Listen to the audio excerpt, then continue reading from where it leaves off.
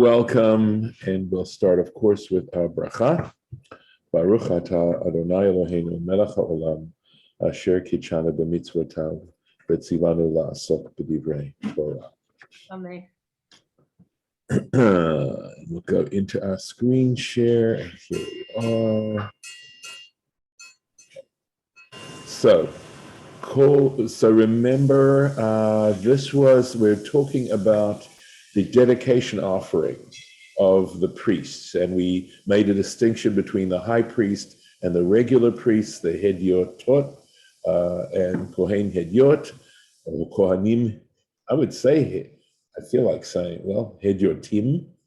At any rate, that when it came to dedicating themselves into the priesthood, their meal offering, the meal offering that they had to bring was wafers, was baked and fried, and that for the high priest, he had to do this twice a day, but for regular priests, they just had to bring it when they were dedicated. So, Kol Zachar Bivnei Aharon Yochlena, so every male amongst the sons of Aaron should eat it. Chok Olam L'Dorotechem. I'm not sure if we didn't do this. Did we not? I think we did. I remember the Kol Zachar. I think we did too. Let me check something here. Oops, sorry. That's just. What verse is that? It's verse 11. Did we get beyond that? Oh yeah, way beyond All right. it. So I thought. Well, I'm happy to tell you I remembered what we did. That's sort of reassuring. So that's good. Okay. So let's go here. Let's see where that. There we are. This is where we are. Very good. That's good to have bookmarks. Right. Vaydaber Hashem el Moshe lemor. So obviously we're moving on to something new here. One thing we did learn yesterday was that the mincha offering of a priest is completely consumed on the altar. Okay. Vaydaber Hashem el Moshe lemor. So Hashem spoke to Moses saying, so going on, Daber el Aharon ve'el banav lemor, speak to Aaron and his sons, saying, with these words, right? So now we're on to Zot Torat HaChatat, right? This is the law concerning the sin offering. We never did get to sin offerings back in Leviticus when we started it, but here we are talking about it, and we're going to go on. Bimkom asher tishachet ha'olah, in the place where the olah is slaughtered, tishachet hachatat, you shall slaughter the sin offering.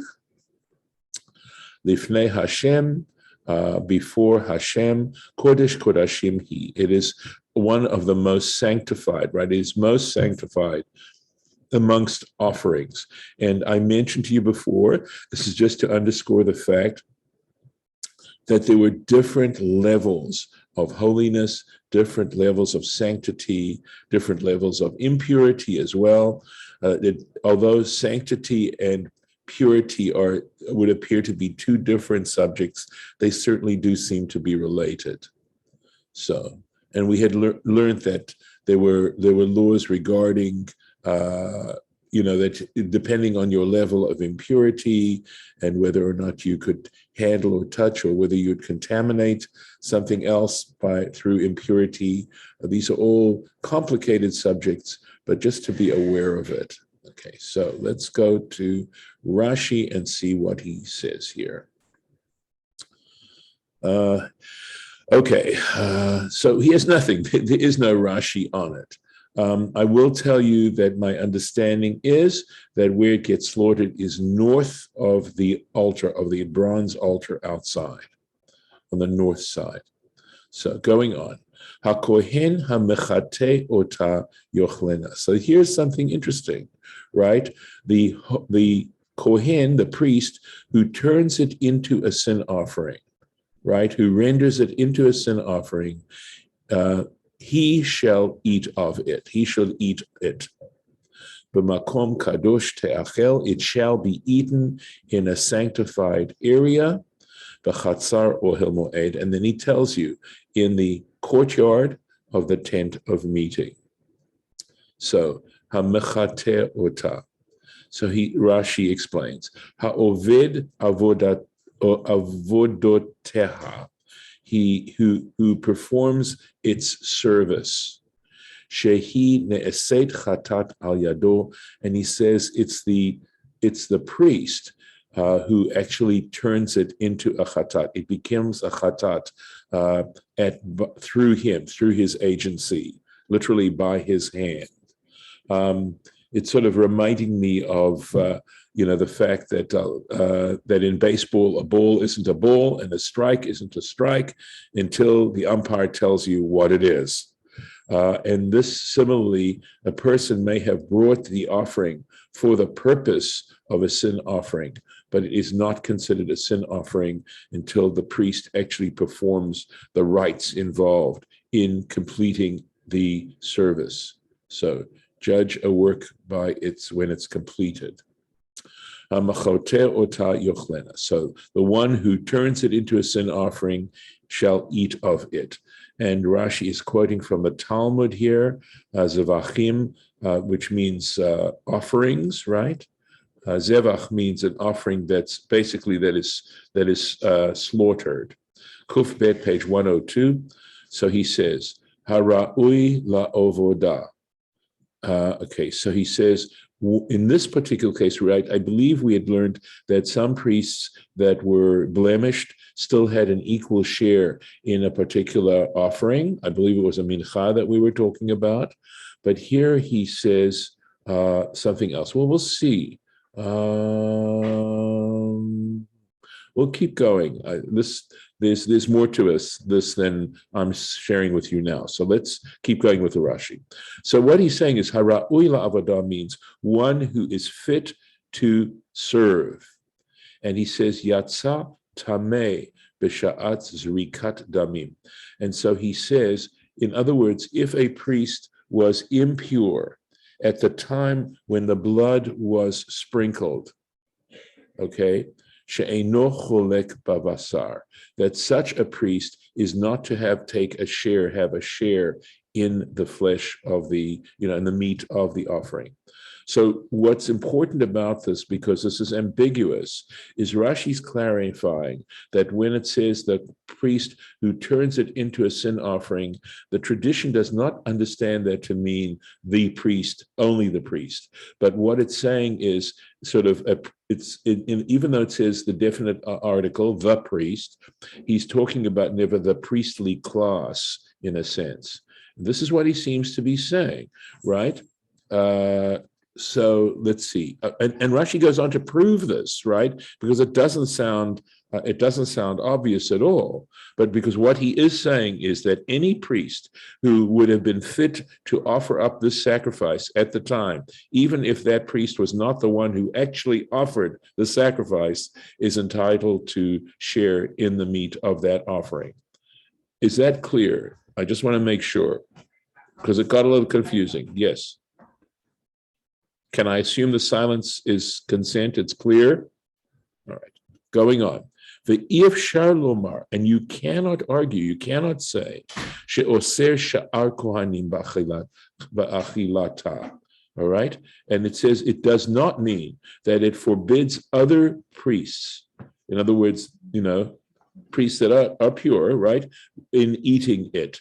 Chutz min hazorek, except for the one who is actually sprinkling the blood.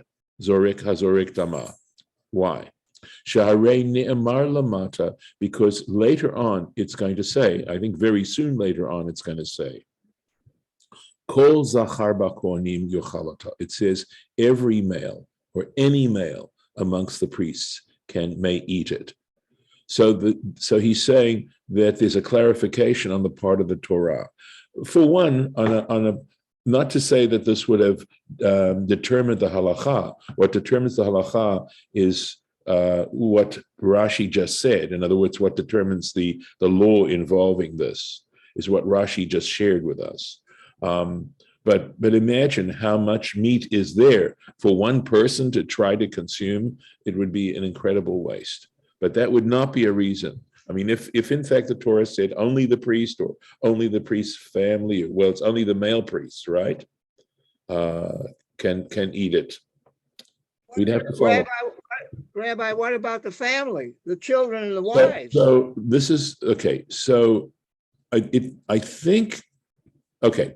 Remember, it says, it just says kol zachar b'kohanim, any male. So it would have to only be males in the family who are consuming a sin offering. Who are consuming the sin offering. Okay. This again, being so particular about it is in a way treating it in a special way. There were other cases where absolutely the priest family could enjoy stuff, but when it came to the official performance of a korban, the rules were very, very, very strict. So here we are. So here we go, going on, and we're going to have similar statement here. Kol asher yiga bivsara yikdash. So it says anything that comes in contact with its flesh shall become sanctified. V'asher yizeh midama, and anything on which its blood is sprinkled. Al habeged, which is on the clothing. Asher yizeh aleha, upon which that which is sprinkled upon it, tichabes, shall be laundered, shall be washed, b'makom kadosh, shall be washed in a holy place. So we've had a similar kind of statement, and it's going to have the similar kinds of implications. So here we go. Let's go back up to here. Okay. Kol asher yiga, right? Anything which touches in its flesh. So again, this would be Zavachim, the tractate Zavachim, Tzadik Zayim. So that would be 97, page 97.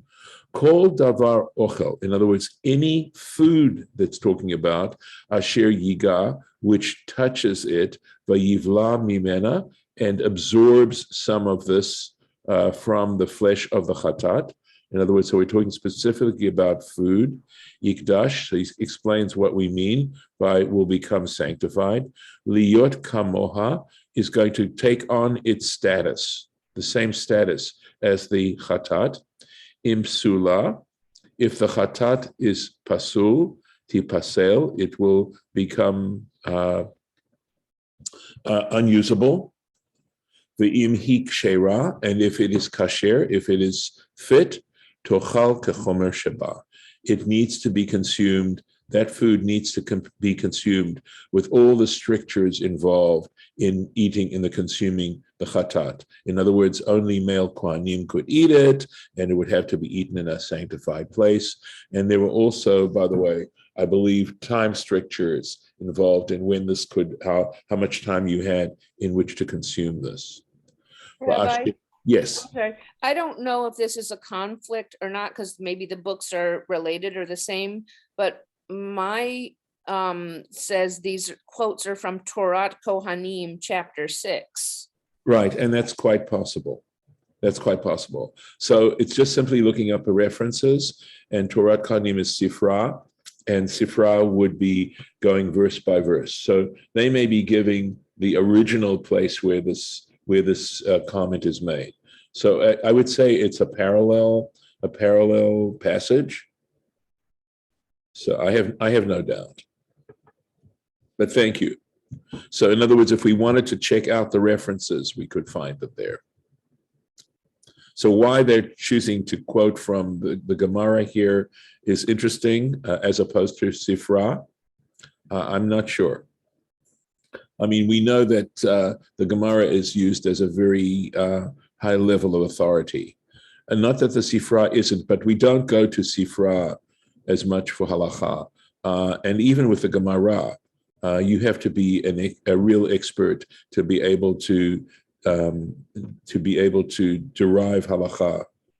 So basically, the main source of halacha as authoritative would be at this time. It's not even the Shulchan Aruch. It's actually a reversion of just Orech Chaim. And the Mishnah Berurah is considered to be a very authoritative place for halacha. It's an ocean, and you swim in it, and you try and you derive expertise in it by studying it so much. At any rate, va'asher yizah midama, or yizeh, excuse me, va'asher yizeh midama, and that which is sprinkled of its blood, al habeged, on clothing. And it says ve'im, he translates it, because yizeh, this phrase yizeh, is a little bit of an unusual form of the verb. So, but he says what it means is it's a passive form, and it means if blood was sprinkled on a article of clothing. And by the way, here he is quoting Torah Kohanim, right? He is quoting the Sifra. Oto makom dam, that place of the blood, okay. Habeged asher yizah aleha. Now, these parentheses very often indicate that it's considered to be actually an unnecessary or an unnecessary alteration of the text. So it says you want to leave these out, is basically what these parentheses generally mean when you're studying Talmud, as opposed to square brackets. If you see square brackets, they generally means that they feel that those words need to be included in the meaning of what's going on here. So, oto makom dam tichabes, that place where the blood is should be washed betocha azara, in the courtyard of the temple. And now he goes on to say, asher yizeh yehe niza, I believe would be the way to read it. Do you have points in your text, Lauren? Let me make it bigger. It says yizeh. Oh, Yeah, well, that's no, great. I see But what you're saying. Okay, then it says asher yizeh aleha. No, I don't think for the words you just read, though. It doesn't have any points. Okay, so No. I believe the way it should be read is Yehe Niza. Okay, it should be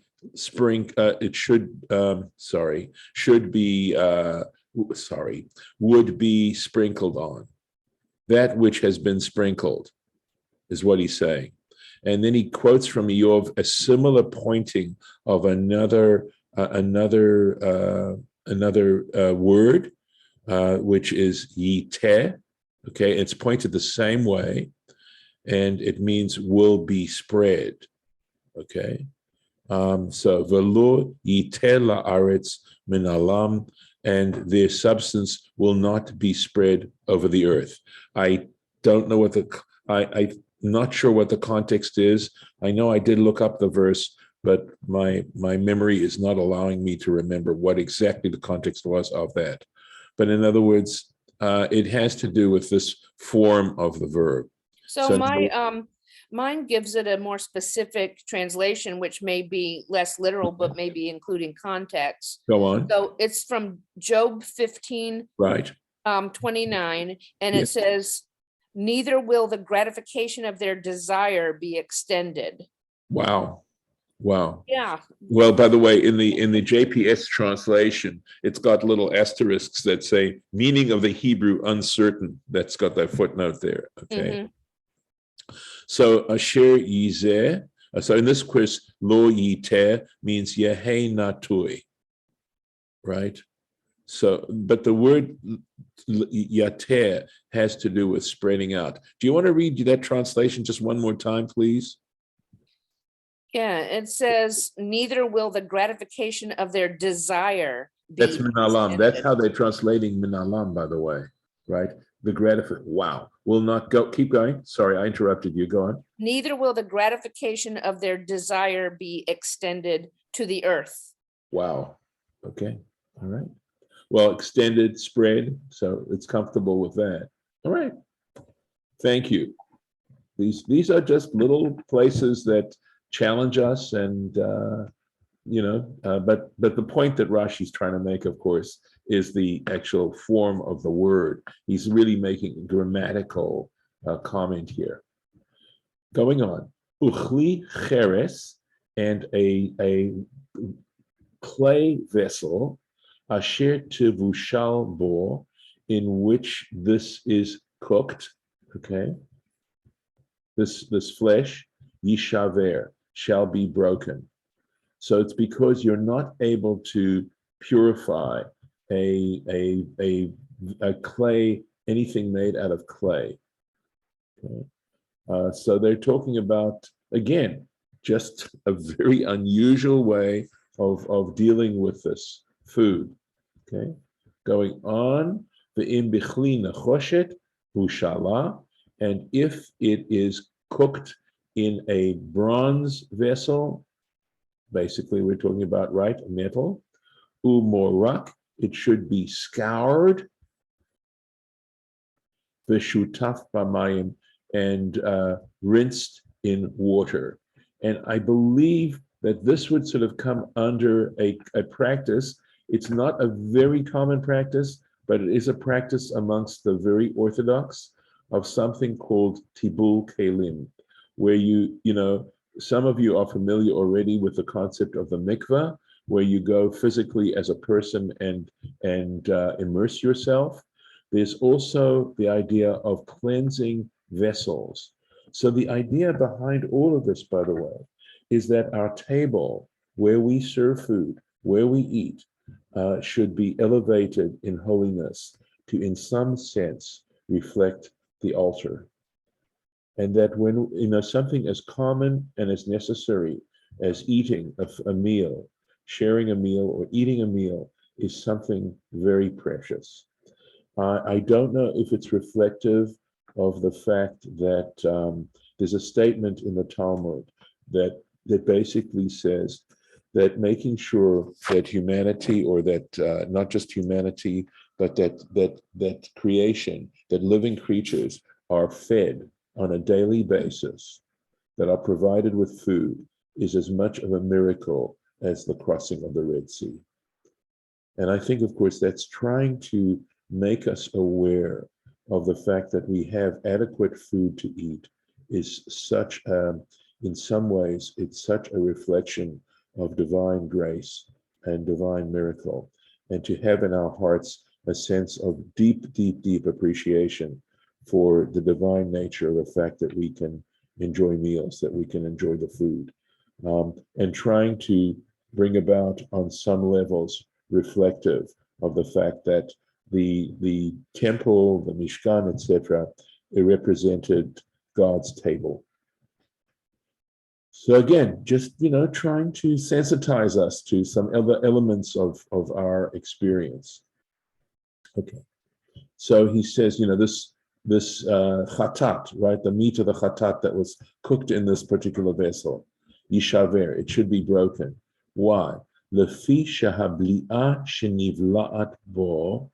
Okay, and this is so interesting, by the way, because it involves a halacha, a new halacha to learn. It says because the absorption, in other words, we know that clay absorbs some of the food, that the food that was absorbed into it, into the clay vessel, ne'esa notar, it becomes, quote, notar, leftover, right? So we now have a little bit of the chatat that has gotten absorbed into the clay vessel, and it's remaining there. V'hu hadin l'chol hekteshim. So the point about notar is that when it comes to sanctified food, you are allowed a certain amount of time, depending, we'll find out later on, that depending on what the offering is, you have only a certain amount of time to consume it. I mean, we know with the Pesach offering, it needed to be eaten that night. Every part of it, you know, that was consumable was to be consumed.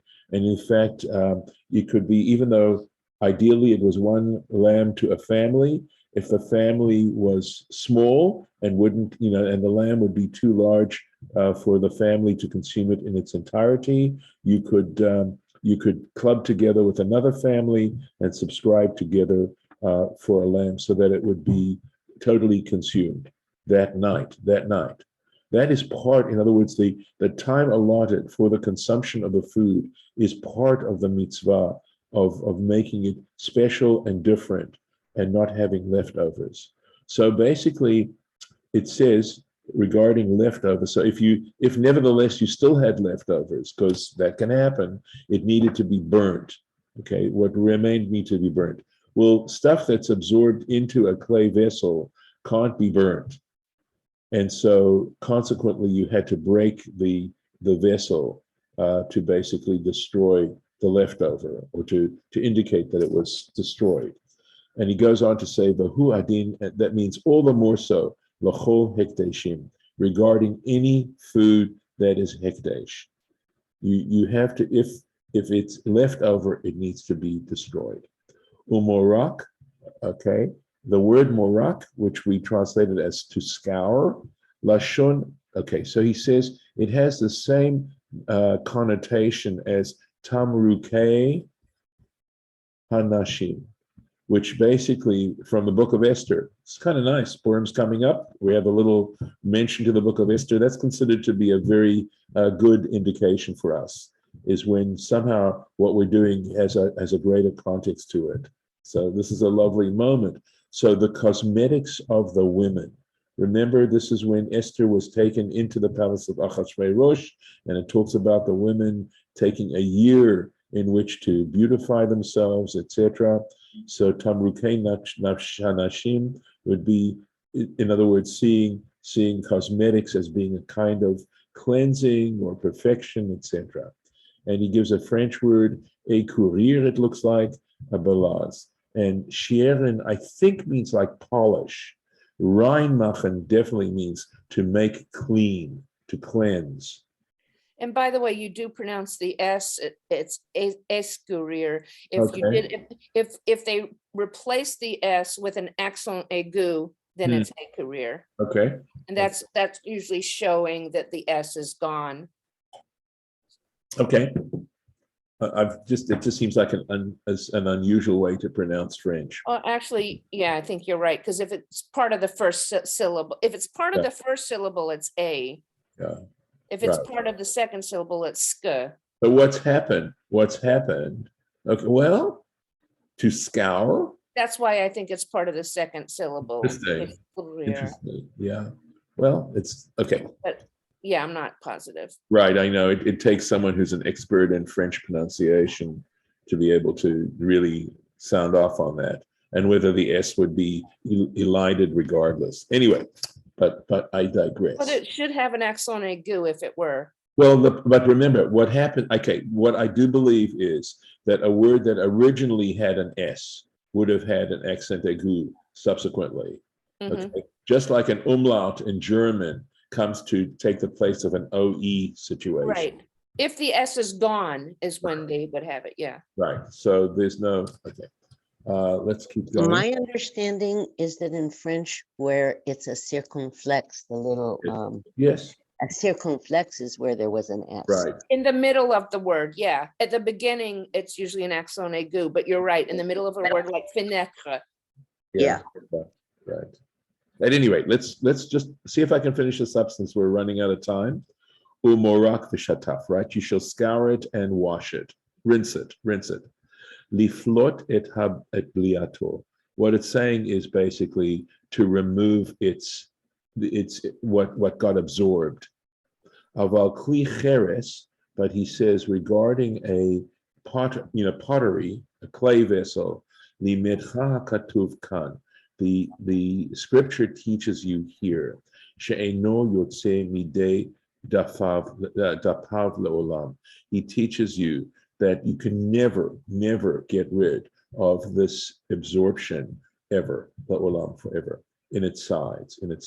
By the way, the laws of kashrut and cleansing dishes is based on similar principles, right? So you can use ways to cleanse metal vessels, metal pots, but as far as plates that are made out of pottery, etc., no, you cannot. Although, so it says le'olam, forever. Again, it does get a little more complicated because at some point in time, right, food will in fact eventually, become inedible and essentially not food, considered not food halachically. And I'm going to put in our little marker here. to be continued, God willing, tomorrow. And at this point, it looks as if I will not be able to meet on Wednesday. So here we are. I'm going to stop the share and stop the recording. And sorry. And